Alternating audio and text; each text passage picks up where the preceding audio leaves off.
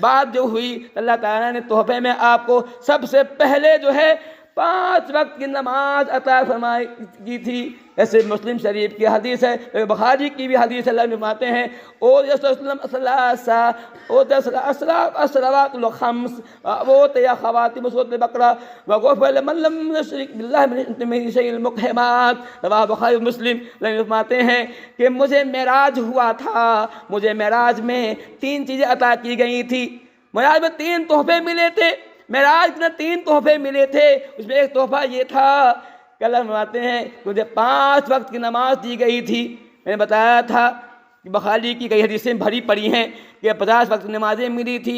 پھر نبی صلی اللہ علیہ وسلم کی کوشش سے، نبی صلی اللہ علیہ وسلم کی امت سے جو محبت تھی، امت سے جو پیار تھا، اس پیار کی وجہ سے صلی اللہ علیہ وسلم بار بار اللہ تعالیٰ کے حضور میں جایا کرتے تھے، کہتے تھے اے اللہ تعالیٰ میری امت ناتواں ہے، میری امت کمزور ہے، میری امت میں وہ طاقت نہیں، وہ قوت نہیں کہ 50 وقت نماز ادا کر سکے. اے اللہ تعالیٰ تو میری امت پر آسانی فرما. نبی کو اپنی امت سے بڑا پیار تھا، چاہتے تھے میری امت کا ایک جو ہے جنتی ہو جائے، جنت ہو جائے. اسی چاہت میں آپ بار بار اللہ تعالیٰ کے حضور جایا کرتے تھے کہ اے اللہ تعالیٰ میری امت پر آسانی فرما دے. اللہ تعالیٰ نے نبی کی پکار کو سنا تھا، نبی کی سوال کو سنا تھا، نبی کی التجا کو سنا تھا. اللہ تعالیٰ نے 50 وقت کی نماز حکم کرتے کرتے صرف 5 کو رکھ دی، باقی چھوڑا تھا. اتنا ہی نہیں کہ 5 کے بعد اللہ نے یہ بھی انعام کیا کہ اے محمد آپ امت تو صرف 5 نماز پڑھے گی، ثواب دیں گے 50 وقت کا، پڑھے گی 5 وقت کی نماز اور ثواب دیں گے 50 وقت کا ثواب دیں گے. اللہ تعالیٰ نے اس امت پہ رحم کرم کیا. اب ہمارے دوسرا تحفہ مجھے ملا کہ اللہ کہ مجھے سورہ بقرہ کی 2 آخری آیتیں جو ہیں ویسی معراج سفر میں عطا کیا گیا تھا. اور تیسرا تحفہ جو مجھے وہاں ملا وہ یہ تھا کہ آپ کی امت میں سے جو کوئی اس حال میں مرے گا اس نے شرک نہیں کیا ہے، شرک سے باز رہا ہے، شرک سے دور رہا ہے، شرک سے اجتناب کیا ہے، جس کی موت اس حال میں آئی کہ مشرک نہ رہا، شرک نہیں کیا، اللہ فرماتے ہیں میں اسے معاف کر دوں گا.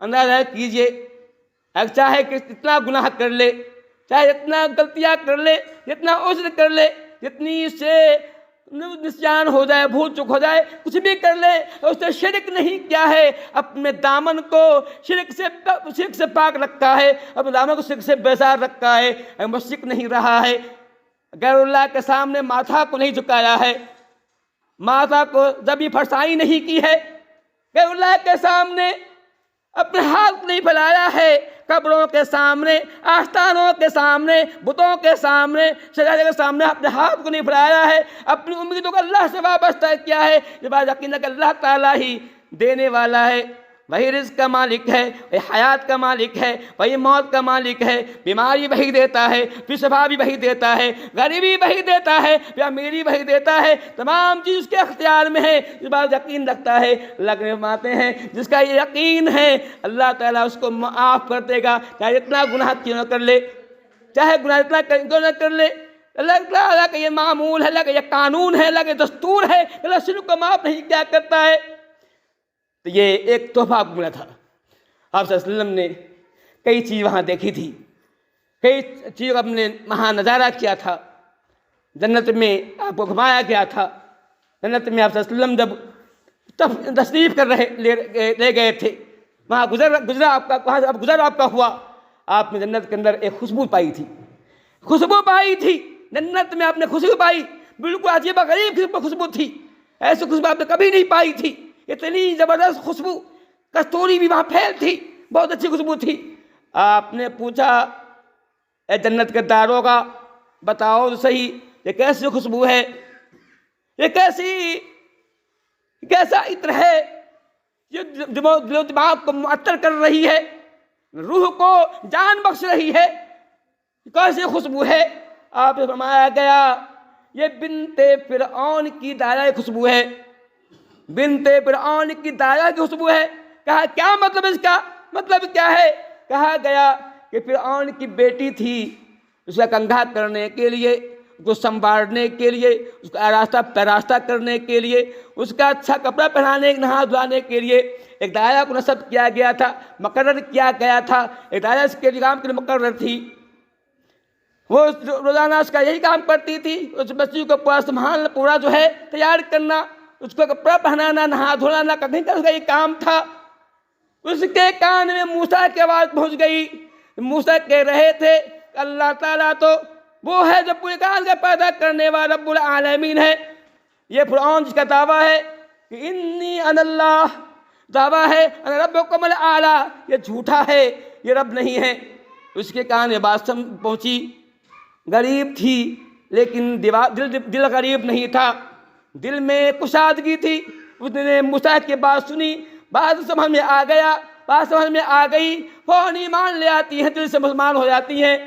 فرعون کے محل میں ہے، فرعون کا کھا رہی ہے، فرعون کا پی رہی ہے، لیکن اس کے باوجود پورا ملک اس کو، پورا مصر والا اس کو رب مان رہا ہے۔ لیکن فرعون کے گھر میں پلنے والی ایک دایا غریب خاتون، اس نے کہا کہ نہیں نہیں، فرعون کیسے رب ہو سکتا ہے؟ فرعون بیمار پڑتا ہے، مجبور ہو جاتا ہے، درد ہوتا ہے، پریشان ہو جاتا ہے، اس کو پخانہ پیشاب کی حالت ہوتی ہے، جو خود پریشان ہے، وہ کیسے ہوتا ہے؟ وہ سوتا بھی ہے، جاگتا بھی ہے، کبھی سامنے بھی ہے، پیچھے بھی ہے، غائب بھی ہے، حاضر بھی ہے، کیسے رب ہوتا ہے؟ رب تو وہ جو ہمیشہ زندہ ہو، جسے نیند نہیں آتی، یا آنکھ تک نہیں آتی، رب تو وہ ہے، رب تو وہ ہے جو کبھی غائب نہیں ہوا کرتا ہے۔ فرعون غائب ہو آتا ہے، اسے نہیں معلوم کہ میرے پیچھے کیا ہو رہا ہے، کیسے رب ہو سکتا ہے؟ سمجھ میں آ گیا، اس نے موسیٰ کے رب پر ایمان لے آیا۔ اتنی کنگھا کر رہی تھی، کنگھا کرتے کنگھی جو ہے زمین پہ گر پڑی، اس نے بسم اللہ کہا، کنگھا اٹھایا، کہا اس نے فرعون کی بیٹی نے کہا، میں نے فرعون نے کہا کون اللہ؟ کہا میں رب کا نہیں نہیں تے رب نہیں، وہ اللہ جو تیرے باپ کا بھی رب ہے، میرا رب وہ رب ہے۔ کہا تم میرا باپ کو رب نہیں مانتی؟ کہا میں نہیں مانتی۔ کہا میں اپنے باپ سے کہہ دوں؟ کہاں کہہ دو۔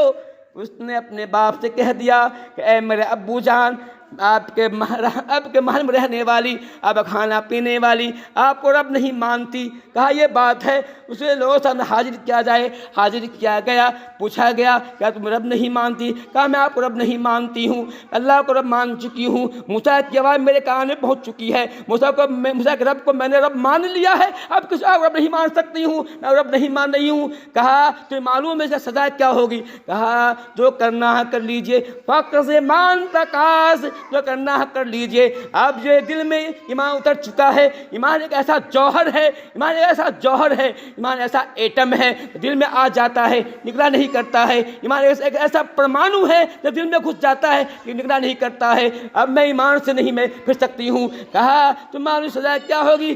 کہتے ہیں کہ اے لوگو اپنے ہمیں ہرکارہ سنو، ایک جو ہے بڑا دیگ لاؤ، تم سے تیل بھرا جاتا ہے، نیچے آگ لائی جاتی ہے تو تیل پر کھولنے لگتا ہے، تو کہتا ہے اے دایا معلوم ہے کیا ہوگا؟ میں تمہارے تمام بچوں کو تمہیں اس میں آگ جلا دوں گا۔ کہا جو کرنا ہے کر لو۔ اس نے اس سے دایا کے بچوں کو ایک ایک بچہ کو اٹھاتا ہے اور اس سے کھولتے ہوئے تیل کے اندر ڈال دیتا ہے۔ ادھر ڈالا کہ ہڈی الگ ہو گئی، گوشت الگ ہو گیا، اتنا کھولتا ہوا تیل تھا، یکے بعد ڈالا جا رہا ہے۔ اس نے کہا کہ اے فرعون مجھے میری طرف سے ایک گزارش ہے۔ کہا کیا گزارش ہے؟ کہا گزارش یہ ہے کہ ہم سب جب جل جائیں ہماری ہڈیوں کو ایک ساتھ دفن کرنا، کل قیامت کا دن ہم سب ایک ساتھ اٹھے۔ اللہ کہتے ہیں اللہ تعالیٰ ہم تیرے دین کی خاطر، ایمان کی خاطر اپنے سب کچھ کو لٹا دیا، جان قربان کرتا ہے۔ اللہ تعالیٰ کیا ہم نے حجت پیش کر سکے؟ کام سے کہا ٹھیک کریں گے۔ اس نے سب بچوں کو، روایت میں آتا ہے کہ 4 بچے تھے، ایک بات ہے کہ 5 بچے تھے، 4 بچوں کو ڈال دیا۔ 5واں بچہ جو ہے ماں کی گود میں ہے، ماں کی گود میں ہے، دودھ پیتا بچہ ہے، شیر خوار بچہ ہے، ماں کے گود میں ہے۔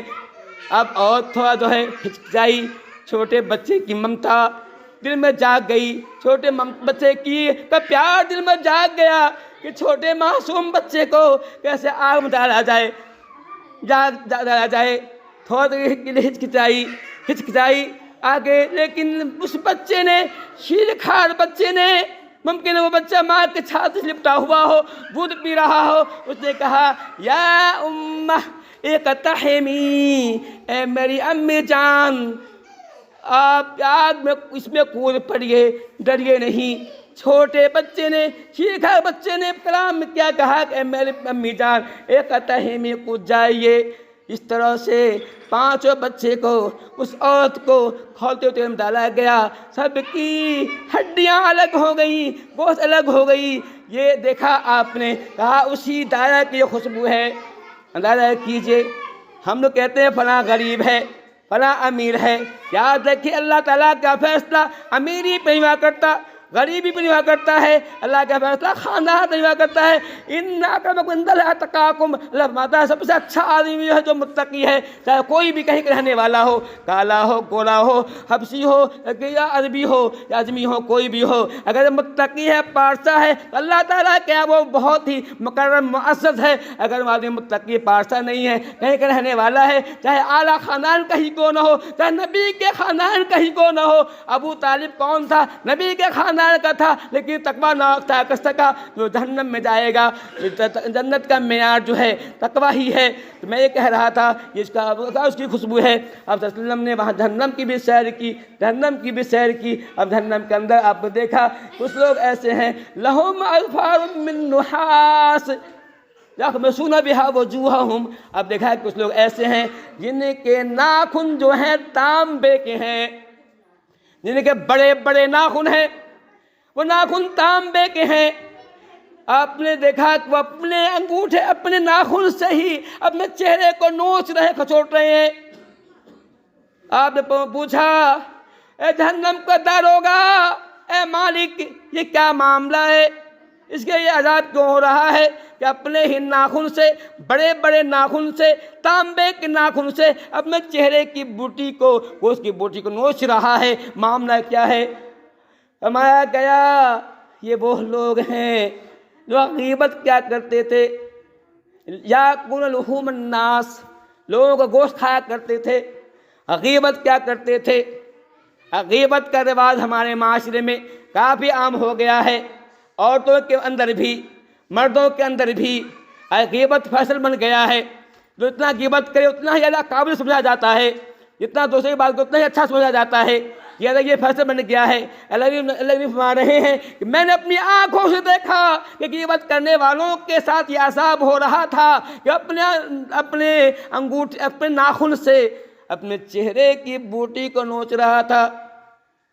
اندازہ کیجئے کتنا سخت معاملہ تھا۔ آپ فرماتے ہیں میں آگے بڑھا، میں نے دیکھا کہ آگ کی قینچیاں ہیں، کچھ لوگ ہیں جو قینچی سے اپنی زبان کاٹ رہے ہیں، اپنے ہونٹ کاٹ رہے ہیں، اپنے ہونٹ کاٹ رہے ہیں۔ میں نے پوچھا، اے جہنم کے داروغہ، بتاؤ تو صحیح یہ کون ہے جس یہ عذاب ہو رہا ہے کہ اپنے ہی ایک آگ کی قینچی سے اپنے ہونٹ کاٹ رہا ہے؟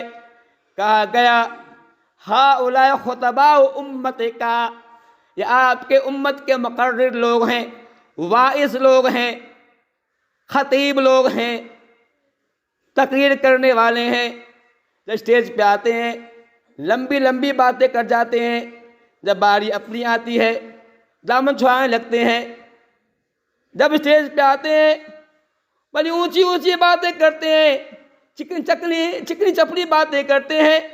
لوگوں کو سمجھتے ہیں اس سے بڑا خطیب کوئی نہیں، اس سے بڑا اللہ والا کوئی نہیں۔ جب بات اپنی آتی ہے اس کا معاملہ بہت خراب ہوتا ہے۔ بہت خود نماز ترک کیا کرتا ہے، جب اسٹیج پہ آتا ہے نماز میں لمبی لمبی باتیں کرتا ہے، 1 گھنٹے کی تقریر کر لیتا ہے، 2 کر لیتا ہے۔ اپنی باری آتی ہے پیچھے جاتا ہے، اسٹیج پہ آتا ہے، کہتا ہے کہ شادی بیاہ کے اندر جہیز لینا حرام ہے، جہیز لینا حرام ہے، دینا حرام ہے۔ جب اپنی باری آتی ہے تو خوب لیتا ہے۔ لیکن فرماتے ہیں کہ میں نے دیکھا کہ ایسے لوگ، ایسے مقرر لوگ جن کے زبان پہ کچھ اور ہوا کرتا ہے، عمل کچھ اور ہوا کرتا ہے، میں نے دیکھا کہ اس کے ہاتھ میں آگ کی قینچی ہے، اسے اپنے ہونٹ کو کاٹ رہا ہے، اپنے ہونٹ کاٹ رہا ہے، اپنی زبان کاٹ رہا ہے۔ یہ عذاب ہو رہا ہے۔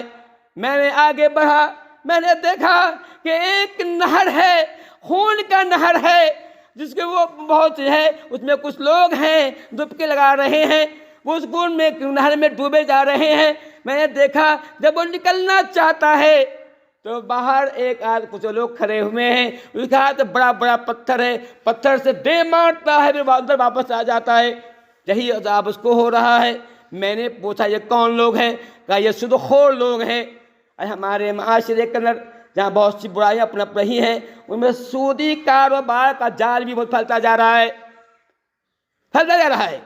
اللہ کے فرماتے ہیں، اللہ فرماتا ہے یمحق اللہ الربا ویربی الصدقات۔ اللہ کا اعلان، اللہ کہہ رہا ہے کہ یاد رکھو یہ میرا قانون ہے، میرا دستور ہے کہ ہم سود لینے دینے والوں کو مٹا دیا کرتے ہیں، اور جو صدقہ خیرات کرتا ہے اسے بڑھا دیا کرتے ہیں، اس کے معنی برکت دیا کرتے ہیں۔ لمبی اللہ کہہ رہا ہے کہ سود کے لینے والے دیکھیں گے آپ کو جن کے یہاں سودی معاملات ہوا کرتا ہے وہ پریشان رہا کرتے ہیں۔ دیکھیں گے آپ جو ہے نبی کا اعلان ہے، کیوں نہ ہو، اللہ کا اعلان ہے، اللہ کہہ رہا ہے کہ سود کو مٹاتے ہیں۔ آپ صلی اللہ علیہ وسلم اور آگے بڑھتے ہیں، بات مساری ہو رہی ہے تو ایک دو باتیں بات کرنا چاہتے ہیں اور آگے بڑھتے ہیں۔ آپ نے دیکھا کہ ایک تنور ہے، تنور جیسا بنا ہوا ہے، دیکھا آپ نے کہ اس میں کافی چیخنے چلانے کی آواز ہے۔ آپ نے دیکھا کہ جب شعلہ تیز ہوتا ہے، شعلہ بڑھتا ہے، شعلہ کے ساتھ کچھ لوگ جو ہے اوپر آ جاتے ہیں، اور شعلہ نیچے جاتا ہے پھر نیچے چلے جاتے ہیں، ننگے ننگے سے مرد ہیں، ننگی ننگی عورتیں ہیں۔ میں نے پوچھا کہ اے جہنم کے دروغا، اے مالک بتاؤ تو صحیح، کہ ننگے مرد ننگی عورتیں انہیں عذاب کیوں دیا جا رہا ہے؟ کہا ہؤلاء زنات من امتک، یہ آپ کو امت کے زناکار لوگ ہیں، بدکار لوگ ہیں۔ دوسری حدیث میں ہے، اب فرماتے ہیں کہ میں نے دیکھا کہ ایک جگہ پر تازہ گوشت بھی ہے، دوسری جگہ پہ بالکل سڑا ہوا بدبودار کیڑے والا گوشت ہے۔ میں نے دیکھا کہ کچھ لوگ ہیں جو تازہ گوشت کو نہیں کھا رہے ہیں، سڑے ہوئے گوشت